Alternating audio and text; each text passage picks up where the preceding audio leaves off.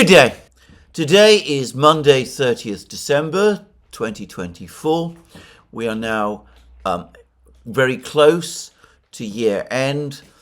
Things around the world, events around the world appear to be slightly quieter, probably because leaders are winding down in advance of the New Year's holiday. Nonetheless, there are things to talk about, and I will do so over the course of this program. But before I do, there are two particular points I want to discuss, which I discussed in recent programs and which I do wish to touch on.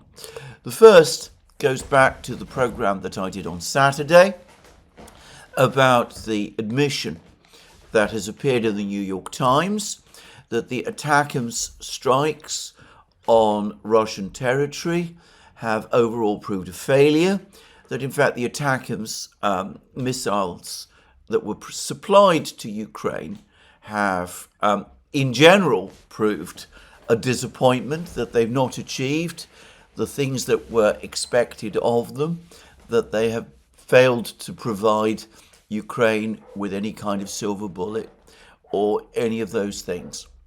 Now, since I did that program, I've seen that there's an article which has gone up on Sonar 21, the truly excellent channel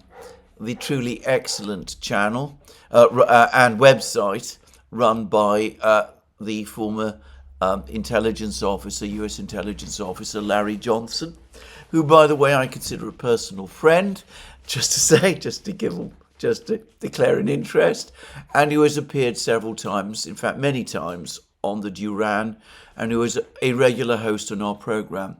Anyway, this article, Ukraine did it the American way and is paying a terrible price, is written with the usual insight that one expects from Larry Johnson. He describes the situation with respect to Ukraine, to the state of the conflict in Ukraine, very well.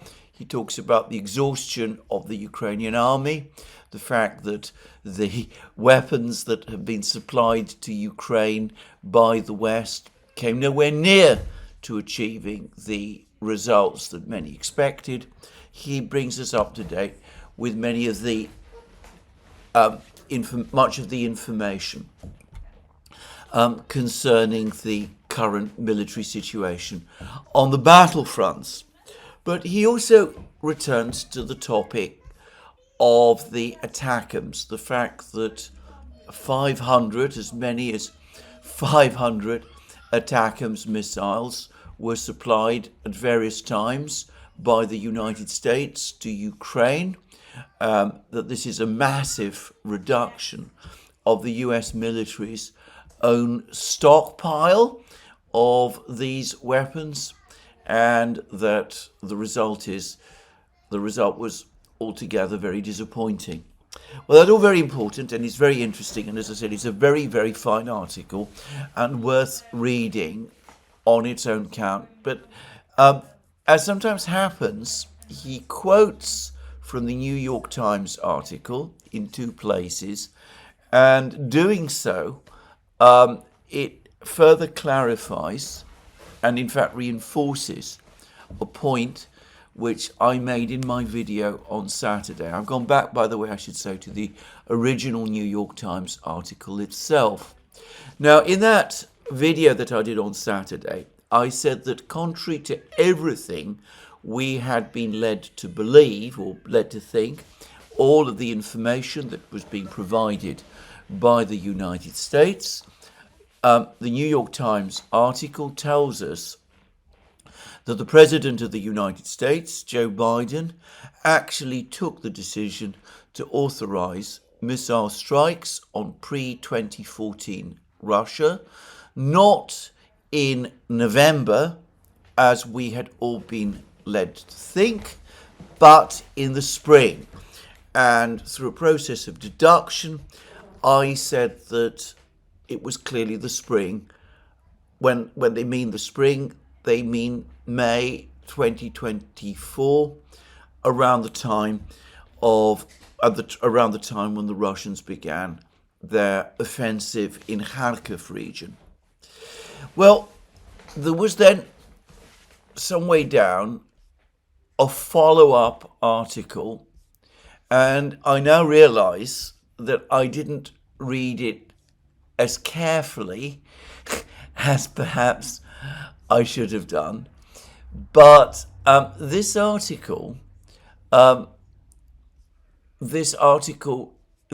paragraph in this article is in its own way every bit as revealing as the previous revelation that the decision was actually made not in November and in the spring, but in the spring, to start conducting missile strikes inside Russia. And the sentence in question reads as follows. The US officials said Mr. Biden had justified granting permission on November 17th to use the missiles in Russia because Moscow brought North Korean soldiers into the war.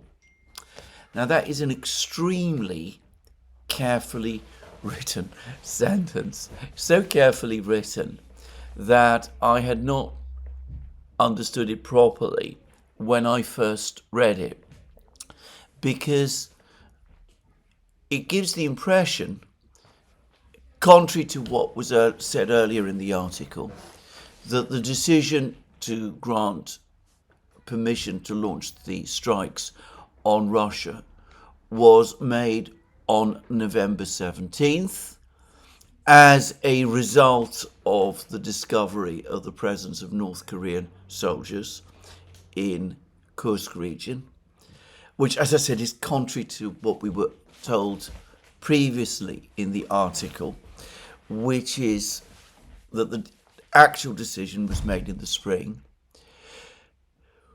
But when you read it very carefully, you see that that's not quite what it says. The article says the US officials said Mr. Biden had justified granting permission on November 17th to use the missiles in Russia because Moscow brought North Korean soldiers into the war. Another way of reading this sentence, perhaps a more literal way of reading this sentence, is that it doesn't tell us that the decision to use the missiles by launching strikes into Russia was made on the 17th of November. It tells us that the justification to conduct the strikes on Russia, citing the alleged presence of North Korean soldiers, was made in November, on November 17th. Now, of course, if they'd wanted to say one thing or the other, that the decision to launch the missile strikes was made on the 17th of November, they could have said it, or they could have also said that it was in November that the Biden administration decided that it would justify its decision, its already made decision, to authorize missile strikes on Russia, citing the presence of North Korean soldiers. When one is dealing with the New York Times or agencies of the United States government or similar sorts of people, my invariable experience is that when people engage in ambiguous language that is more ambiguous and confusing than it needs to be, then they're hiding something. And this is what the article is in effect doing. It's already told us that the decision to conduct the missile strikes in Russia was made in the spring.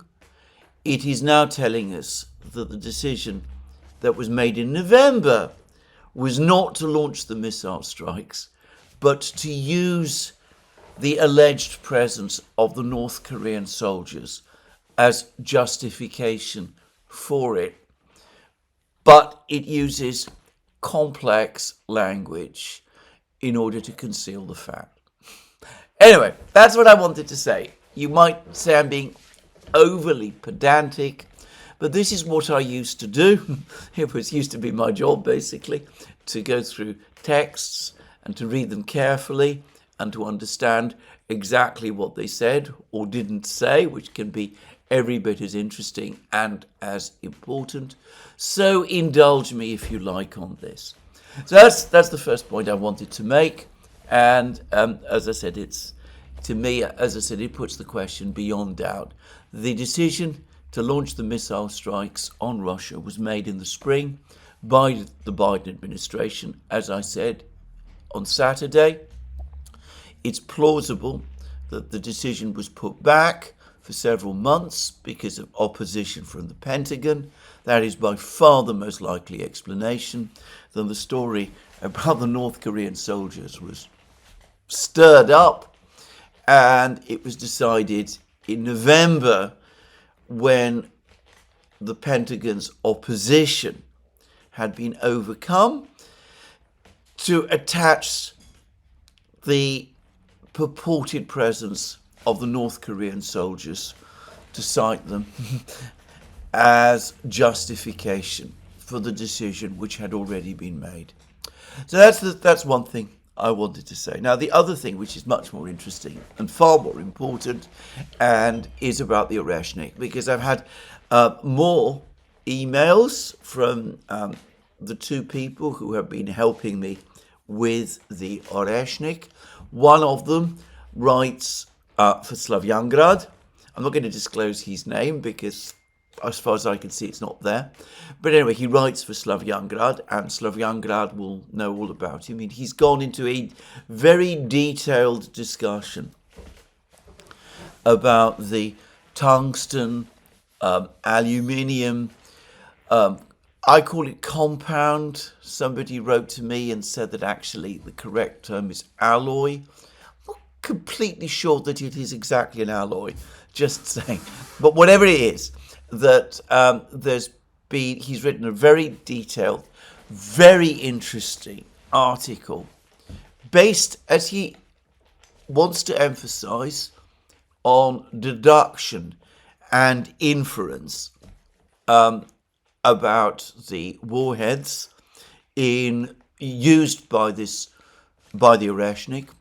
And he says that the overall effect, the explosive effect of any single one of these warheads could be, and remember we're talking about 36, well, he put it conservatively as being around the same level that you would get from a 500 kilo bomb, a Russian Fab 500 bomb. Though he's also very careful to point out that one isn't really comparing like with like. The nature of the warheads is such that they are basically designed to penetrate through defenses. The explosive charge is released in a completely different way from the one that it would be released in a 500 kilo bomb, and that points to very extensive damage by the Yuzhmash factory indeed. He's, by the way, also been kind enough to mention, just to say, that I have been discussing his email, both the information he's provided privately and these articles which have been published in Slavyangrad. I've mentioned them over the course of these programs. Now, what I want to say is, and it might be of interest to this person, that the information he is providing by his own admission through inference, is extremely close, though not 100% identical, to the information that I'm getting from the other source. It suggests to me that these deductions that he is making are actually extremely sound, because the other source, who I've had much experience of over the last couple of years, is actually getting actual information about the warheads and the nature of the warheads and the explosive charge they have. And he's provided a great deal of detail about this, including, by the way, he's also pointed me to open source material that has existed in the West, which also references some of this information. And he's also informed me about how some of the developments, some of the Russian technology developments in this area, the development of this type of explosive, has been known to intelligence agencies in the West for a significant amount of time. It looks as if work on developing this kind of explosive began back during the period of the Soviet Union, might have started earlier still.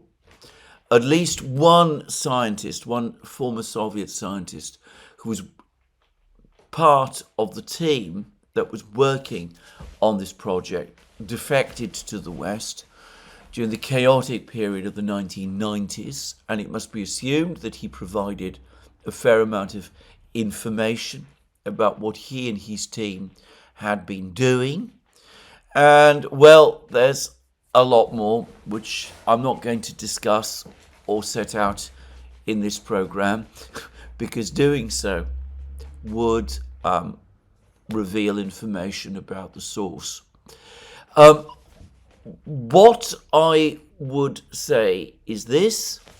As I said, the person who's been publishing this material on Slavyangrad, for somebody who's, by his own admission, not an expert in this field, though somebody with some level of scientific knowledge, obviously, this person is getting surprisingly close, based on his deductions, to this other information I am getting. All I would say is, based on this other information, he is, if anything, significantly underestimating the power, the explosive power of the warheads. Something which he himself acknowledges as being potentially the case. So there we are. If all of this information is correct, and let me stress again, in the one case, it's all deductions. It's, in the other case, someone who is working with undoubtedly real information, but who to some extent, not entirely, but to some extent, is putting together the pieces of the jigsaw. If all of this information is correct, then I go back to what I said right at the outset, which is that the Oreshnik is the single most powerful weapon, conventional weapon, deployed by any military up to this time. It is every bit as powerful as President Putin said. The information is not inconsistent with Professor Postol's deductions. To repeat again, Professor Postol, in his discussions with Daniel Davis, was working on the assumption that the warheads were inert iron or similar metal devices. He accepted that there might be ways of installing explosive in these warheads, though when he spoke to Daniel Davis, he hadn't worked out how this could be done. Well, if this information is correct, we can see that there is an explosive aspect to these warheads, and that reconciles what Professor Postol has been saying about the Oreshnik with what President Putin has been saying. And we are looking at an incredibly powerful weapon, an extremely powerful weapon indeed.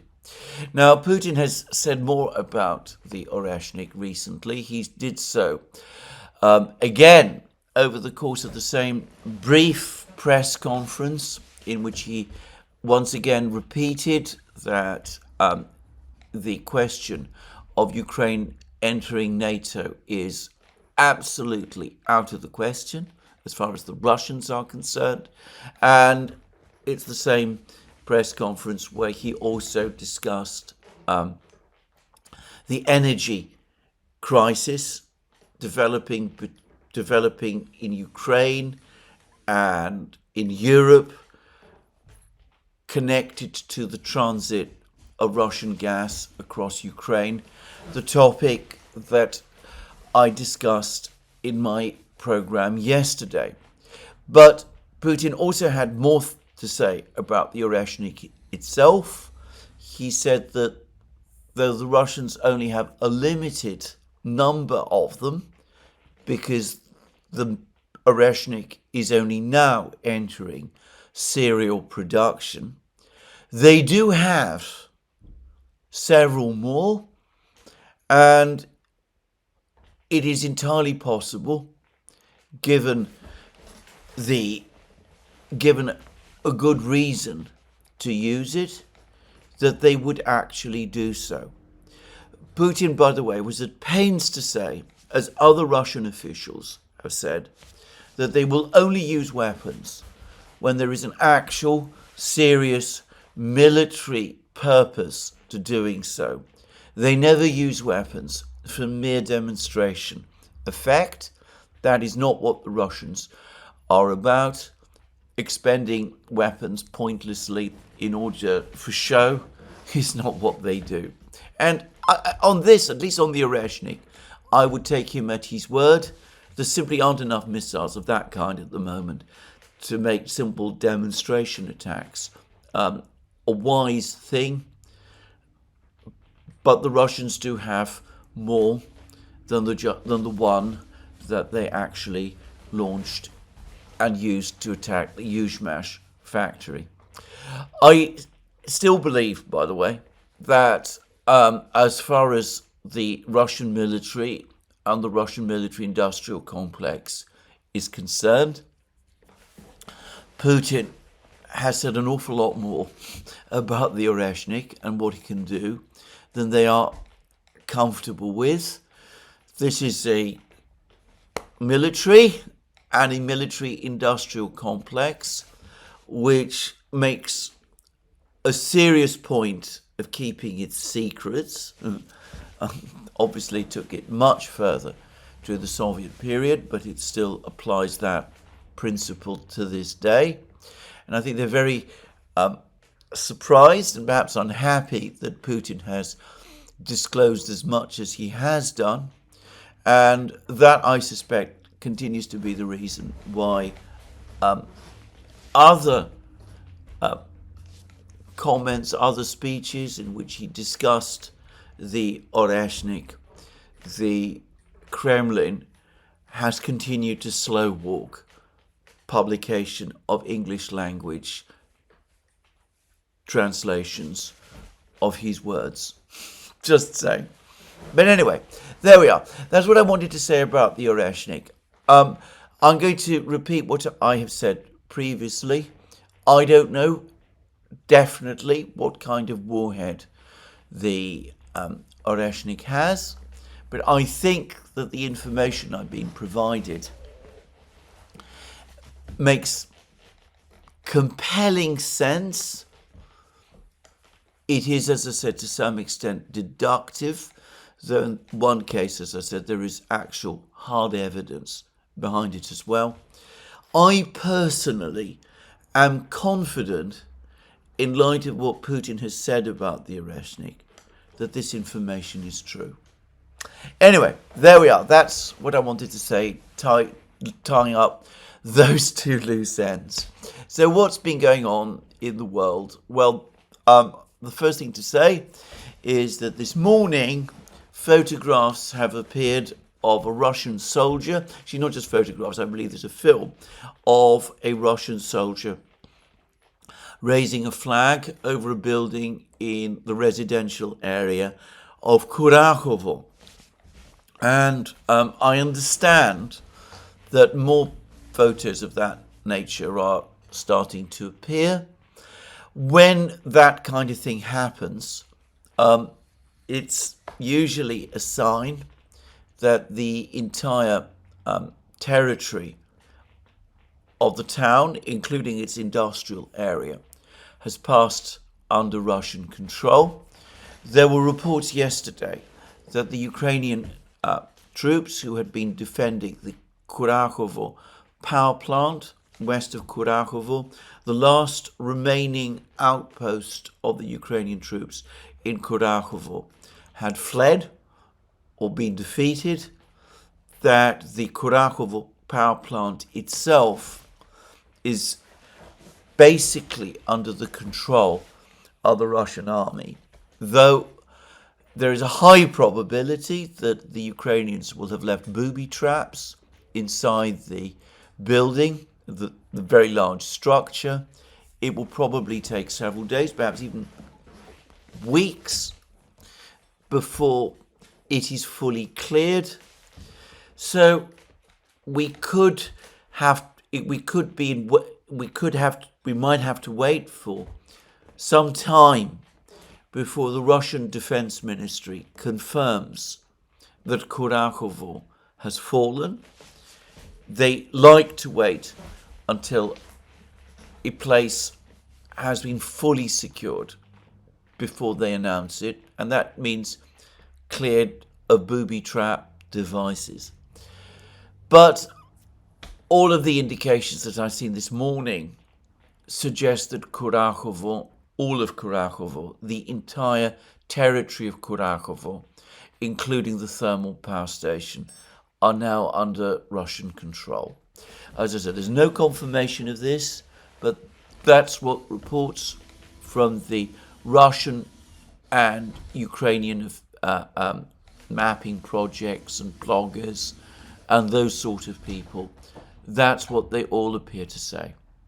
So the Battle of Kurakhovo appears, as of this moment, to have ended. The next place to fall, I'm going to suggest, well, it looks as if there's three places and they might all fall at roughly the same time. But the next place to fall, I'm going to guess, is Velikaya Novosilka.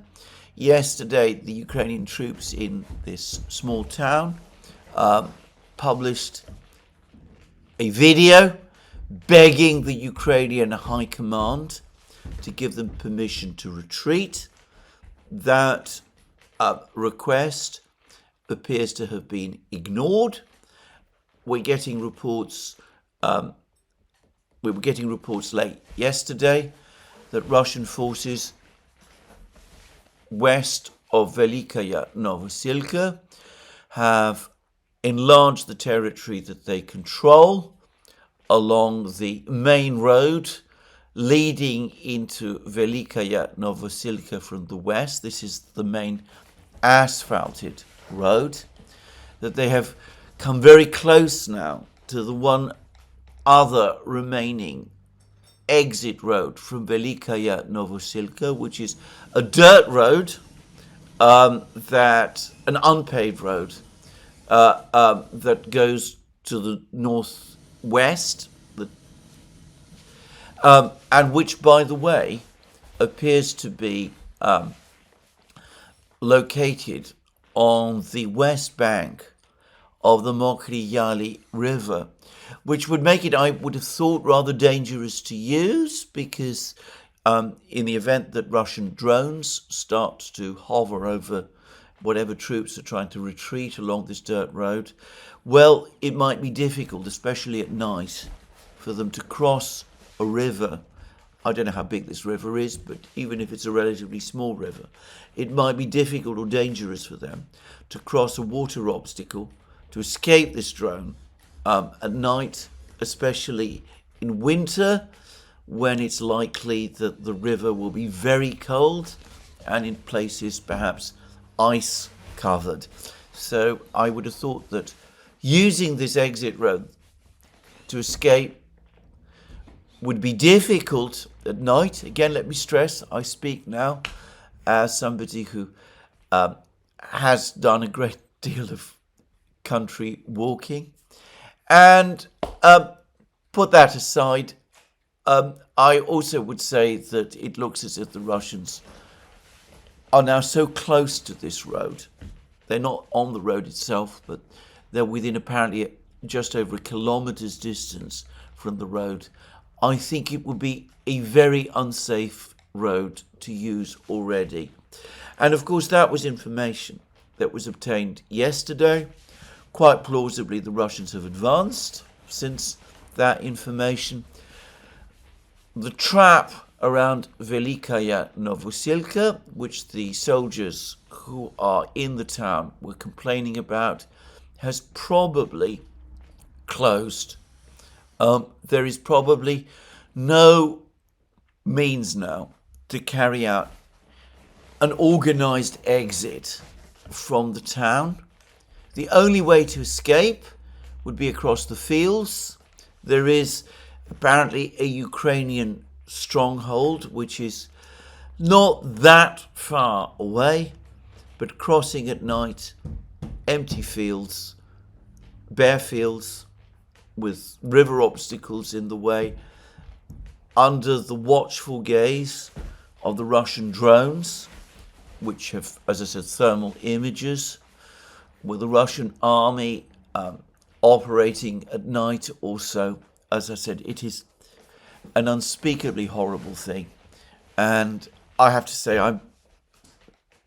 I feel genuine sympathy for the Ukrainian soldiers who are going to find themselves in this position. Anyway, with the main supply routes into Velikaya Novosilka all cut, it seems to me as if there is really no prospect anymore of the Ukrainian defenses in Velikaya Novosilka holding out for any length of time. And I am going to make a guess that Velikaya Novosilka is going to collapse possibly within hours, maybe a couple of days, if the soldiers are very brave, or perhaps very misguided. Perhaps that's a more accurate way. Maybe a week, but sometime in early January, this strategically important town will fall. And well, there are two other important places which look like they're about to fall also. One is Toretsk. Now, Toretsk has been a strange battle. The Russians broke through into the whole Toretsk conurbation in May. They advanced rapidly against overcoming what appeared to be very strong Ukrainian defenses. Toretsk and the area around it, New York and all of these other places, were widely believed to be some of the most heavily fortified positions built up by the Ukrainians over 8 years along the entire contact line. But the initial defenses crumbled incredibly fast, and by early autumn, it looked to me as if Toretsk was about to fall. And then everything seemed to stop, And we got reports that the Ukrainians had conducted some counterattacks and had recovered control of the Zabalka micro-district. And the situation appeared to have stabilized. And I remember reading triumphant articles in the Kiev Independent and other such places about the stabilization that the Ukrainians had supposedly achieved in Toretsk.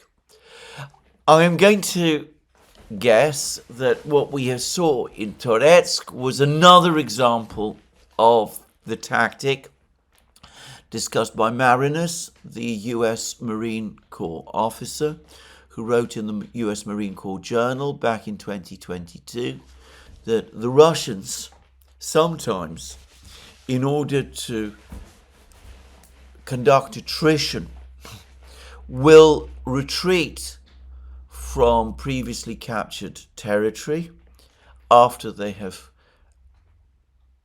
measured and planned it meticulously. They will then invite the opponent to reoccupy this territory, and then they will catch their opponent in a fire trap. And this has been a recurring pattern. I remember seeing it in action during the autumn 2022 Kherson offensive. The Russians, who were at that time defending the town of Kherson, would repeatedly appear to withdraw, drawing the Ukrainians into a pocket which the Russians would then bomb and shell, inflicting extremely heavy losses on the Ukrainians, causing the Ukrainians to suffer losses and then themselves to retreat, having gained nothing of any significance in consequence. And I suspect the same thing happened in Toretsk, that the Russians laid a trap for the Ukrainians in Toretsk. The Ukrainians fell for it. They advanced into these places like the Zabalka micro-district. The result was that the Russians were able to pound them and inflict further losses on them.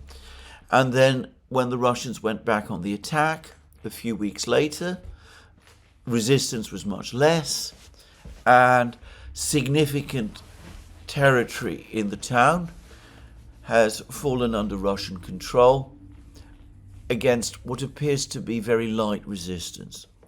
Now, I say that as of today, looking at the maps, my own sense is that the Russians control at least 80% of Toretsk, not just Toretsk itself, but of the entire conurbation. There are apparently two structures that they still need to capture. One is a slag heap, and the other is a coal mine. Neither apparently is a particularly strong position. But this morning, there were reports that both of these positions are being stormed by the Russian army. If both are captured, and they might be captured over the course of today, as I said, neither of them appears to be a particularly strong position, then there's only, judging from the maps that I've seen, there's only a small numbers of residential streets and buildings.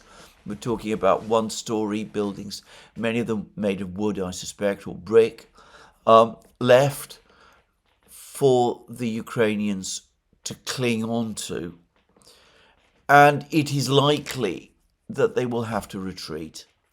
And there are also reports that the Russians, that the military summary channel was discussing all this last night. There are also reports that the Russians have now established aerial dominance, drone dominance, over all of the entry roads into Toretsk, making it very difficult for the Ukrainians to resupply their troops in Toretsk, and presumably for the Ukrainians to retreat from Donetsk. So it's likely, as I said, that again, sometime in early January, the battle for Donetsk will finally end. And it is quite likely that at about the same time, the battle for Chasiv Yar is going to end. Here again, I think we've seen exactly the same pattern that we've seen before. The Russians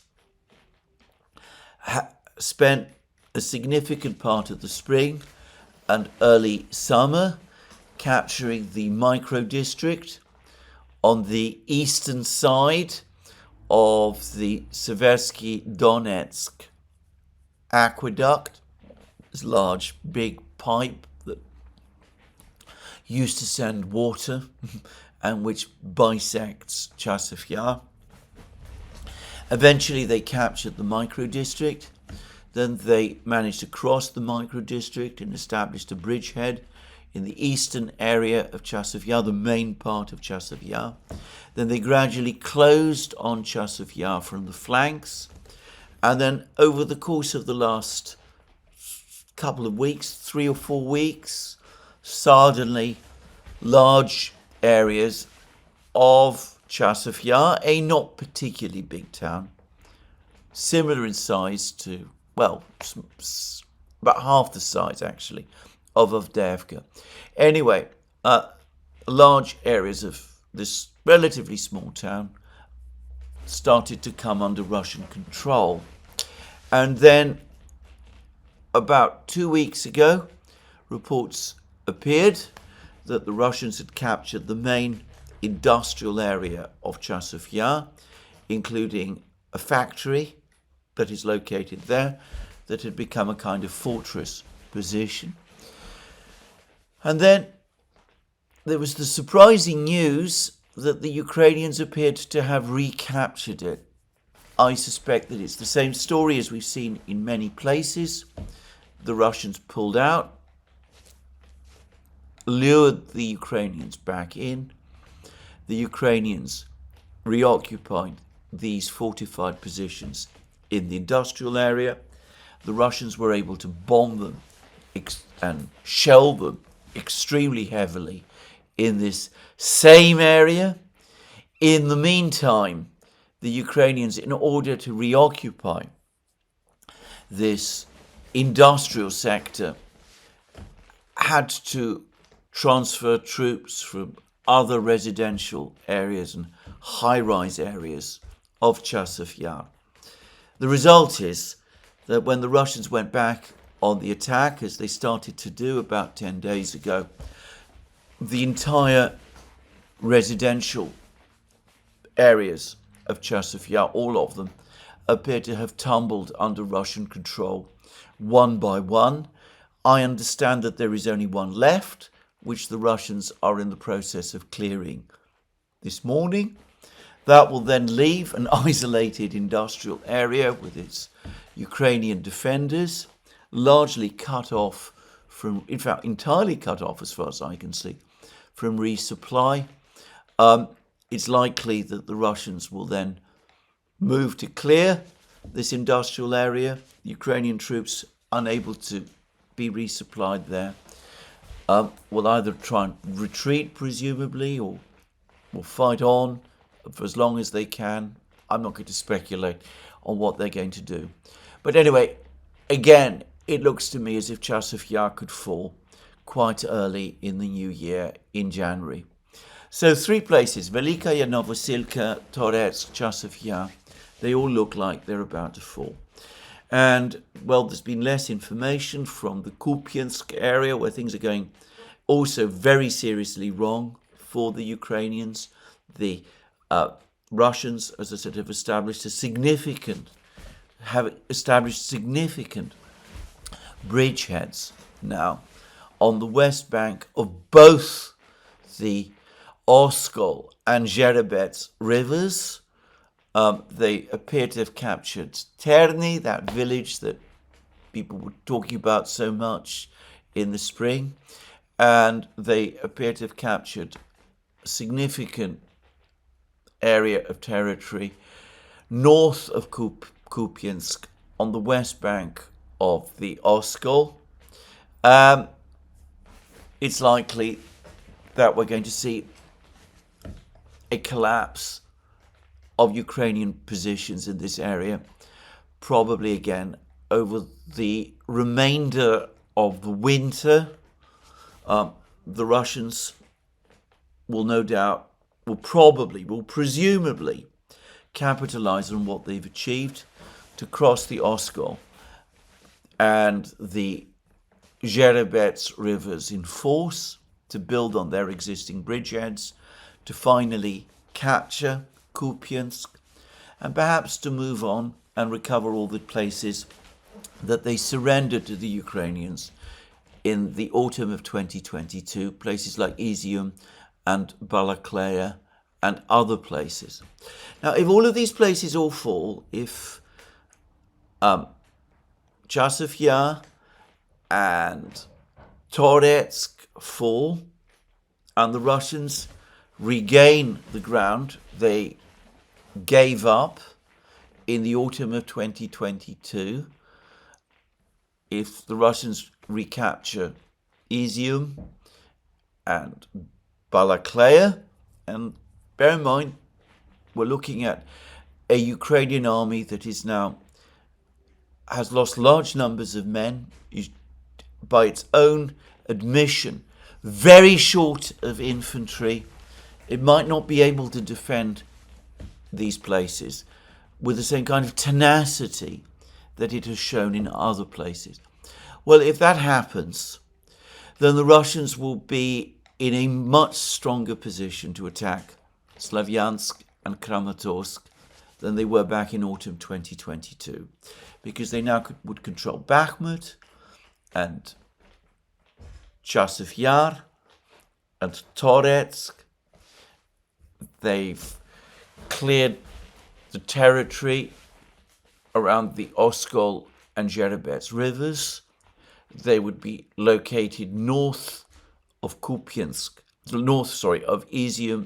Slavyansk, if they were to control Izium and Kupiansk and all of these places as well. It's likely, though one has a lot less information about what's going on there, it's likely that at some point over the next couple of months, the long battle of Volchansk is going to end as well, and that the Russians will be able to move their forces through the roads and railways to connect with their forces in Kupiansk and in Izium and places like this. At which point,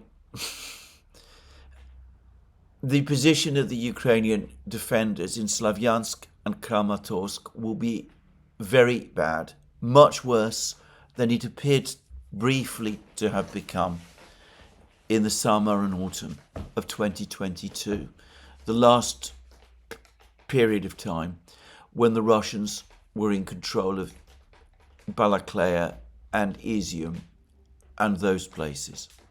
So the ring is tightening and the Ukrainian positions are weakening. And there's been an interesting article, a further interesting article in the BBC, which is now starting to provide much more accurate information about the state of the Ukrainian army. The article is by Jonathan Beale. The article says, "Can Ukraine face another year of war?" And it starts, Ukraine is losing the battle on the ground. Many of its soldiers are tired and exhausted after 3 years of fighting. The question, can the country endure another year of war? And, well, the short answer seems to be probably not, though the BBC doesn't quite get round to saying this. There are all sorts of interviews with Ukrainian soldiers.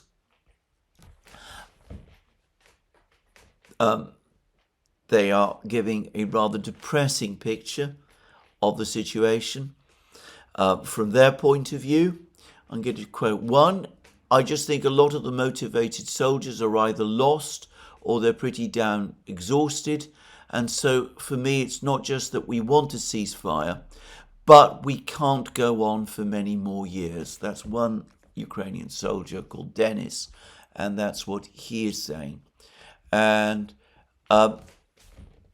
another, it's actually a woman soldier, says, "Unfortunately, there are a few of us.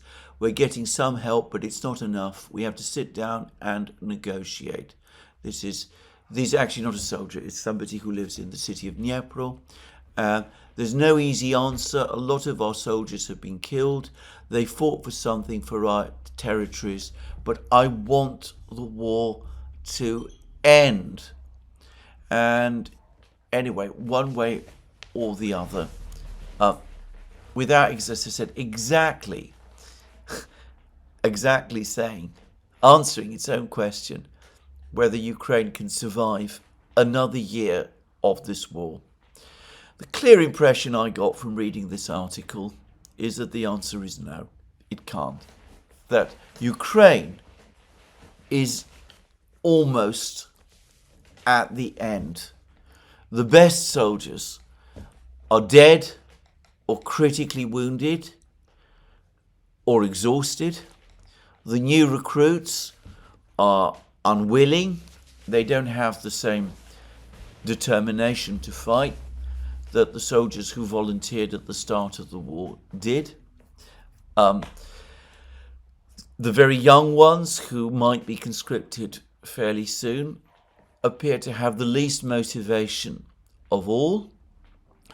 There isn't time to train these soldiers to any degree. So Ukraine's ability to keep fighting is now starting to ebb away. Now, I haven't mentioned the other situation, the situation in Kursk region, but a piece of information was published on the various pro-Russian telegram channels early this morning that a village called Agronom, which, by the way, I cannot find on any map, but apparently a small village, very small village, northeast of Suja, has fallen under Russian control. This is apparently quite close to Martinovka. The Russians definitely appear to be in control of Russkaya Konopyelka and Cherkasskaya Konopyelka to the south, also to the northeast of Suja. All of these places are very, very close to Suja itself. It doesn't seem to me as if this battle for Suja is going to continue for very, very much longer. And articles have appeared from Ukrainian sources, mostly in the US media, confirming that the Ukrainian soldiers in Suja are also now extremely tired. So Ukraine is about to lose its gas supply. I discussed that in my program yesterday. Ukraine's electricity supply is shot to pieces by the Russians. Robert Fico, furious about the fact that Ukraine is about to stop the supply of transit gas from Russia to Slovakia, is threatening to cut off the supply of electricity to Ukraine from Slovakia. And apparently Slovakia accounts for a very large proportion of the electricity that Ukraine receives from the EU. There's a horrible public row going on between Zelensky and Fico about all of this, by the way. Anyway, the soldiers are exhausted and demoralized. There's not enough of them, by their own admission. The military is short of weapons. So why? Why is Ukraine still fighting? Because for the moment at least, they still show no real interest in negotiations. Now, Lavrov has given a lengthy interview to the Russian TASS news agency. I am not going to read it through because it covers much the same ground as we've been hearing from the Russians now for quite a fair amount of time. But suffice to say that Lavrov is saying again that there's been no direct contacts of any kind at all between the Russians and Donald Trump's team. Again, there were reports about a Russian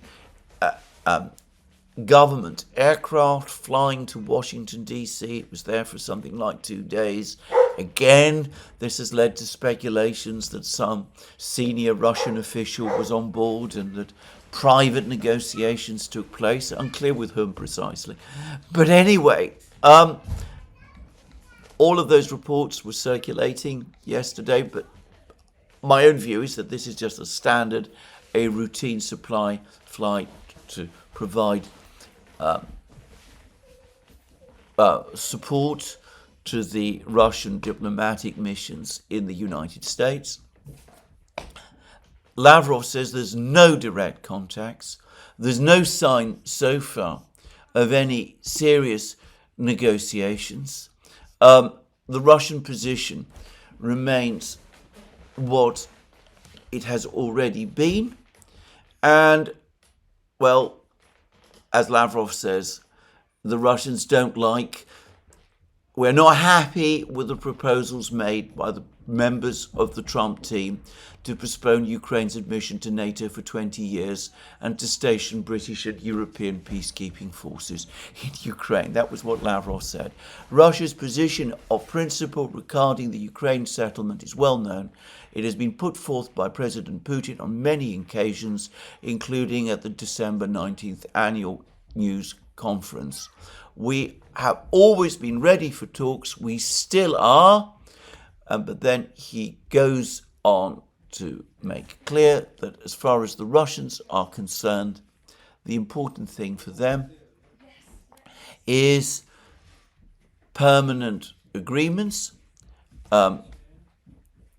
legally binding cast iron agreements, and for the moment at least, there's no sign that any serious thought has been given about how to provide them. Well, all of this is simply a statement from Lavrov of what we've already known. But he did disclose something else, which again I think is interesting, and which again tells us about how remote from reality much of the activity in the West about Ukraine continues to be. And this is what he said. Kiev has not renounced its objective of restoring what it calls Ukraine's territorial integrity within the 1991 borders and ensuring that Russian troops leave this territory. This objective is part of the so-called Zelensky formula. In October, there were meetings to prepare a second peace summit. They want to invite Russia there. As far as we can see, the goal is to present us with an ultimatum. I have explained many times that Russia does not intend to take part in this would-be peace summit, even if we get an invitation. It is anyone's guess that Zelensky's public recognition that it will be impossible to recover lost territories by force means he makes all sorts of statements. To be honest, we stop paying attention after a certain point. And there it is. It looks as if back in October, someone, apparently still not learning the lesson of the previous debacle of the earlier peace summit in Switzerland in early summer, that someone, presumably Zelensky himself, but obviously backed by some people in the Biden administration, attempted the same trick all over again. Arrange a peace summit, invite the Russians or tell the Russians that they are invited. That was what happened, by the way, in advance of the Swiss peace summit. The Russians were informed that they would be invited and could participate at this summit. They discovered, on further inquiry, that though they would be invited, they would not actually be invited to the actual discussions. They would be kept in a separate room. Then when their presence at the summit meeting facilitated the arrival of representatives from all sorts of other countries that would have otherwise stayed away, a consensus would have been reached in a final statement that Ukraine's territorial integrity should be preserved, and this would then have been presented to the Russians in the room next door as some kind of ultimatum that they must leave. The same would have happened all over again. The same trick somebody was trying to play all over again. Russians being told that they're invited to a summit. They won't, however, participate in the actual discussions. Their presence, however, would be used to persuade other countries, like China, for example, which might be unwilling to attend unless Russia were there, that they would be persuaded this time to come. There would be a ringing endorsement of Ukraine's territorial integrity, and the Russians would be presented with it as a kind of ultimatum. So somebody in October, presumably Zelensky, but also other Western officials, having failed in Switzerland a few months ago, appeared to have been intending or trying to do the same thing all over again. This, it must be said, was taking place before the US election. And I do wonder whether it was being arranged or orchestrated in anticipation that Kamala Harris would win that election. So it may be that there was a calculation being made that this summit would happen sometime in the autumn. President Harris would be attending. Whether the Russians were there or not would have been up to them, but there might have been hope that they would attend. There would have been a whole lot of other sanctions imposed on the Russians. There would be missile strikes on Russia. The pressure on the Russians would have been overwhelming. And, well, the war, which was being lost, would be won in this sort of way. Even if Harris had won, this would not have worked with Harris having lost. Of course, the whole thing has fallen apart. It is incredible that, as I said, this idea of this sort of peace summit simply will not go away. Anyway, there it is. Now, the Biden administration has made an announcement today about further help for Ukraine. Zelensky yesterday was telling everybody, he made public statements, that the United States today would announce some big move in support of Ukraine. And many people were waiting to see what that was going to be. And I thought that it might be an announcement of the energy sanctions, which we have been told are coming. But in the end, the announcement was a damp squib. The World Bank confirmed that it has agreed with Ukraine the terms of a $20 billion loan. This is, of course, the same loan that Janet Yellen brought all the officials of the Treasury in to see as she tapped away on the laptop and signed it off. It's a loan that the United States is supposedly making to Ukraine, but not directly. It's being provided to Ukraine through the, I suspect, very unwilling agency of the World Bank. It is supposed to be paid out of the proceeds of Russia's frozen assets, which are going to be nowhere near enough to cover the principal, just saying, not in any possible lifetime. Apparently $1 billion from this loan has been distributed. When the rest will be sent, who knows? But anyway, that, of course, is an already pre-existing announcement. It is not going to change the situation.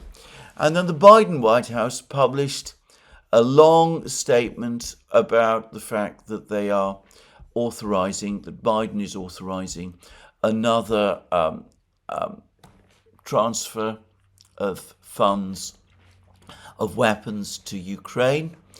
And it's a fascinating announcement, actually, because it says that it's the entire amount that's going to be sent. It's about, from memory, about $3.5 billion. Only half of it is going to be sent now, however, because the other half has to be provided in the form of future assistance. So here we go. Today's announcement, which includes an additional 1.25 billion drawdown package for the Ukrainian military and a $1.22 billion Ukraine security assistance initiative package, builds on this effort and will provide Ukraine with both an immediate influx of capabilities that it continues to use to great effect on the battlefield and longer-term supplies for air defense, artillery, and other critical weapon systems. So, in fact, half the money isn't going to Ukraine at all. It's going to the US military-industrial complex. That is $1.22 billion. Ukraine will, at present, get $1.25 billion. That will be all kinds of different weapons and things of that kind. But we have seen that the administration has provided already tens of billions of dollars of weapons to Ukraine, and it hasn't changed the situation. Or at least, yes, it's prolonged the war, but Ukraine is still being defeated.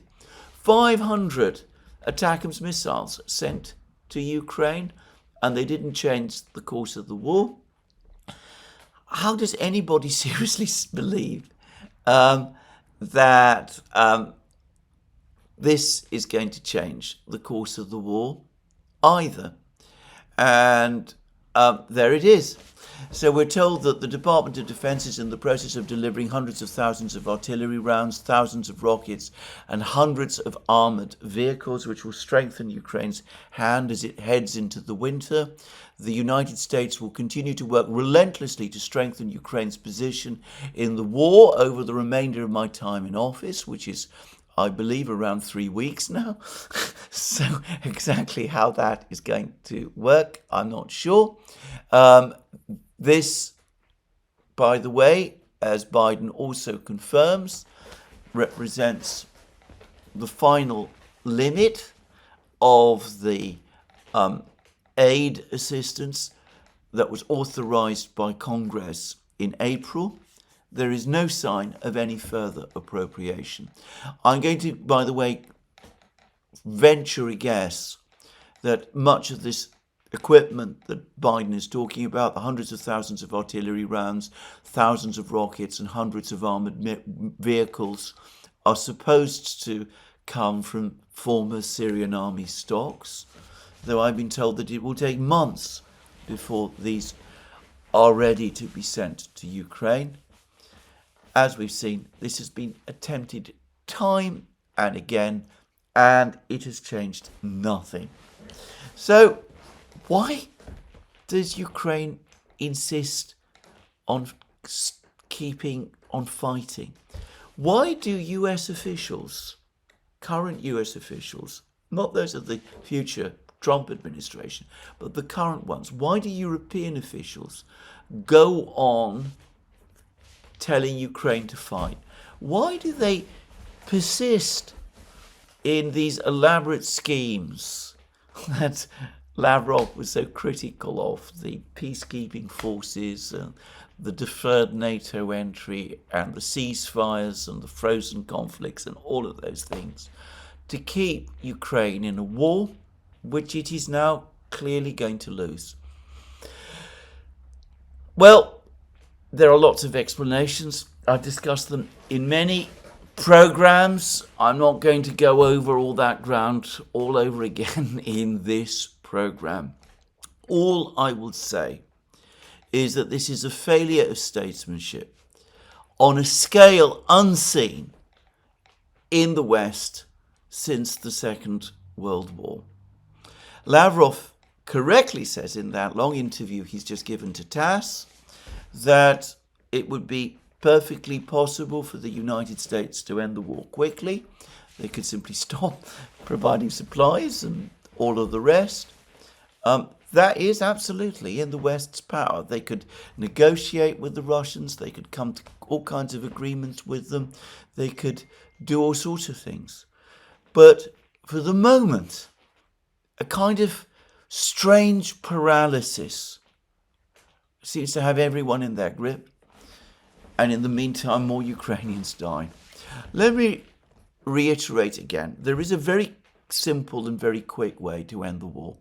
This is to tell Ukraine that the war is lost, that Putin has set out his terms, that the terms are by no means unreasonable and by no means impossible.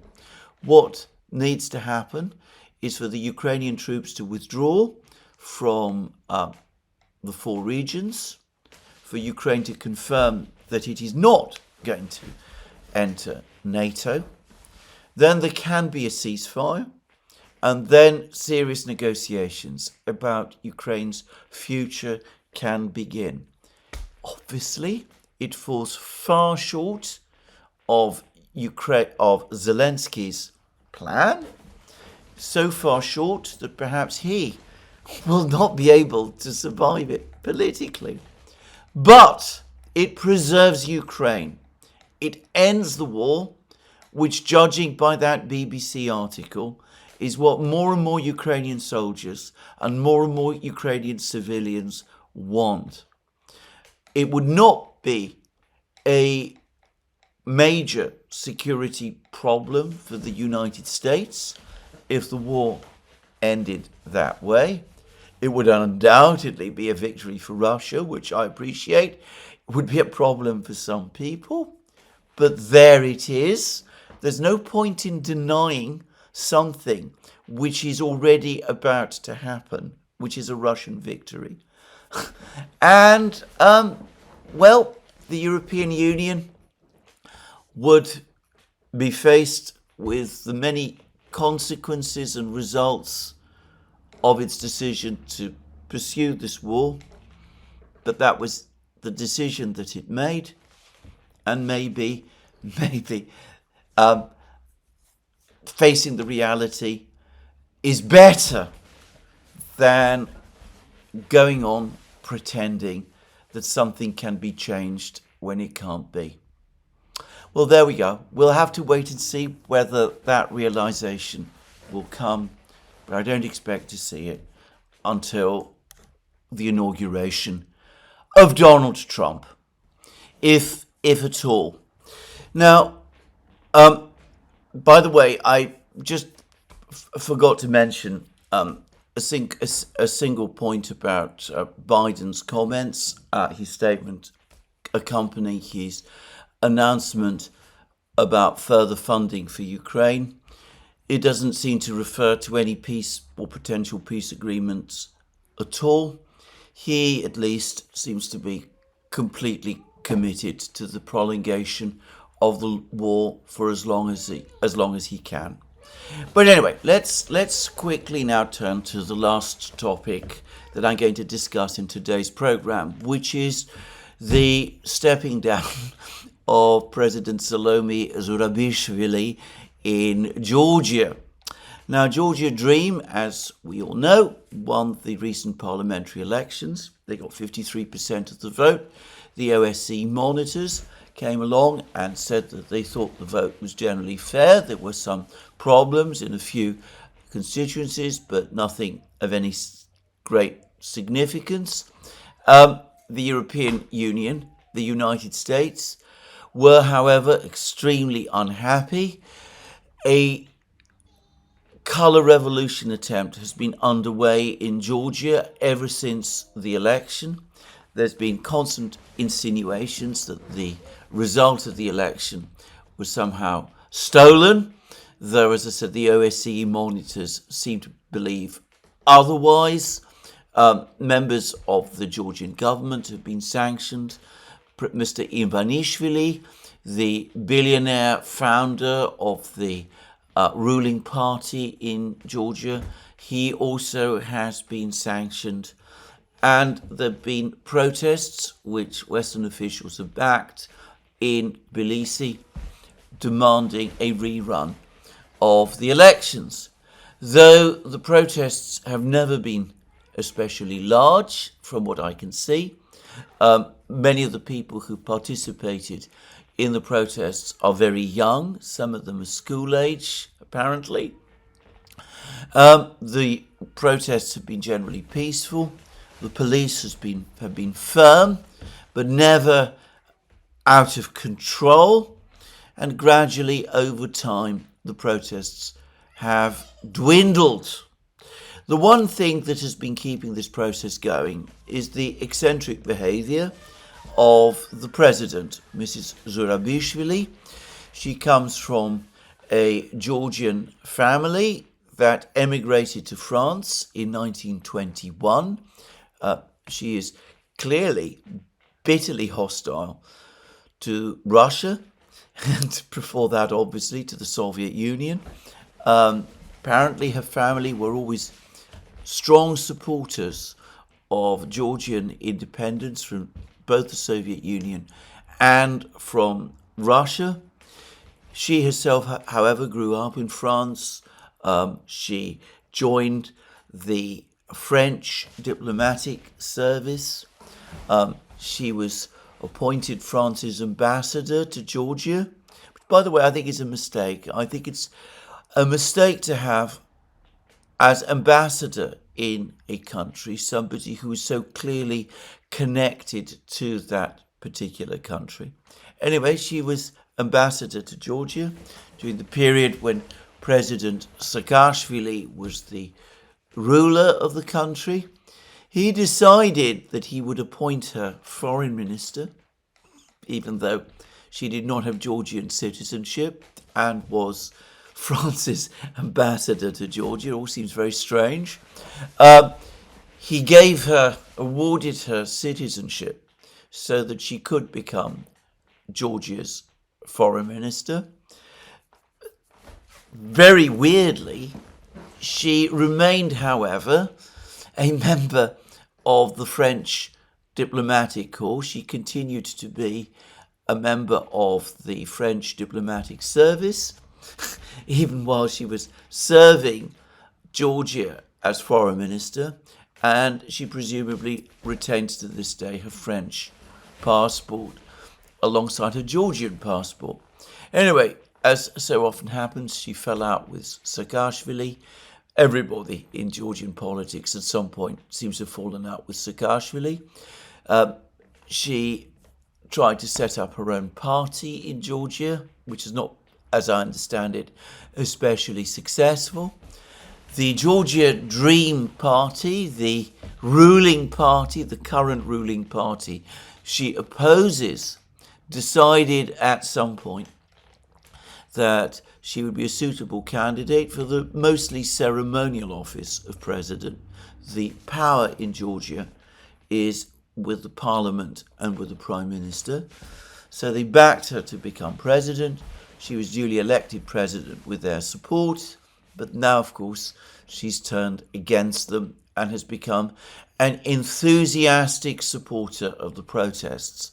And she repeatedly said that she would refuse to leave office because the newly elected parliament and the government are illegitimate, and that she would refuse to leave the presidential residence in Tbilisi. And everything seemed to have set up the situation for a major confrontation between her and the Georgian authorities. And as has been explained in a really quite superb article by the former British diplomat Ian Proud, another person, by the way, who I should disclose I think of as a friend and have come to know, well, fairly well. Anyway, Ian Proud, who knows Georgia much better than I do, has written a wonderful piece on his Substack blog about Mrs. Zurabishvili and her background and her career and her views as expressed. Anyway, everything suggested that she was actually looking forward to this great battle with the Georgia Dream Party, that she would expecting to be pushed out of her residence, manhandled out of the residence, prosecuted, thrown into prison or something of that kind, so that she could become a political prisoner and a martyr, leading the struggle against this dictatorial government, which she says has taken control of Georgia. Well, it didn't happen. After leading us all to think that she was setting the scene for this great epic confrontation, she left the presidential residence. The newly elected president has moved in. He's now revoked her security. She's now a private citizen again, and the crowd that she addressed in Tbilisi has apparently shrunk to around 2,000 people. Now, I think that this is the end of this particular colour revolution attempt. I think it has failed. There is no reason why it would succeed. Georgia Dream has delivered a economically successful and stable period in Georgia's time since it first gained power in, I think it was 2012. There is no reason why people would vote it out. The opposition itself was unpopular. And Mrs. Zurabishvili, I suspect through her antics, has made it more unpopular still. And the various opposition parties never really came together to mount a coherent challenge to the government anyway. However, I'm afraid that this is not going to be the end of this process. The government is in power, it is secure, the economy is stable, indeed it is growing.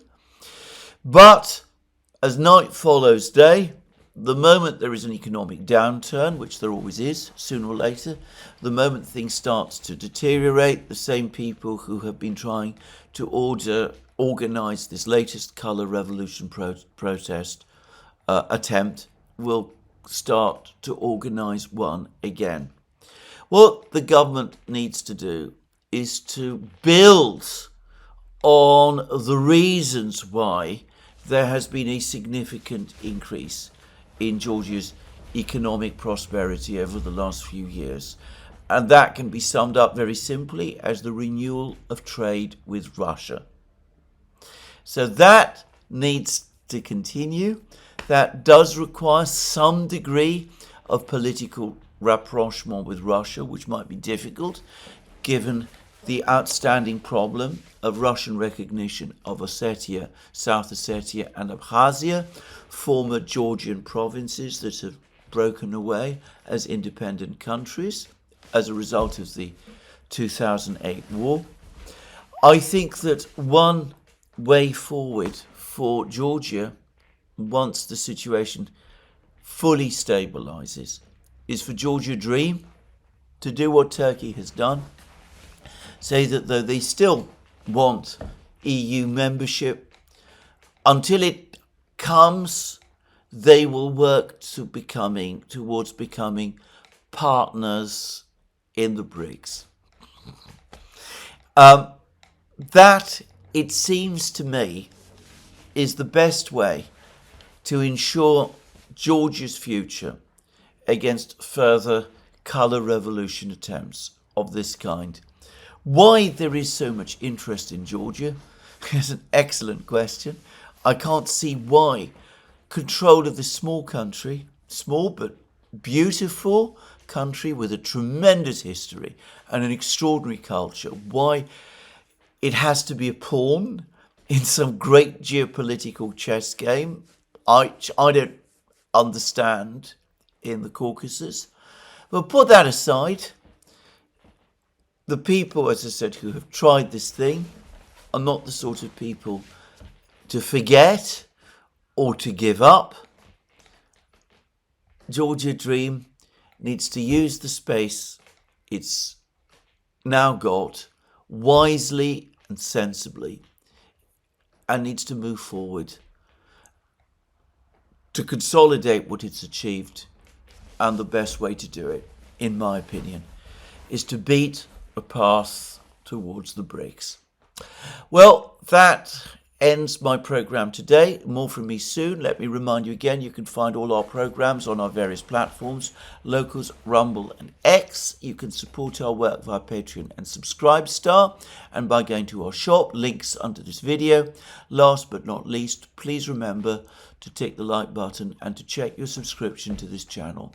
That's me for today. More from me soon. Have a very good day.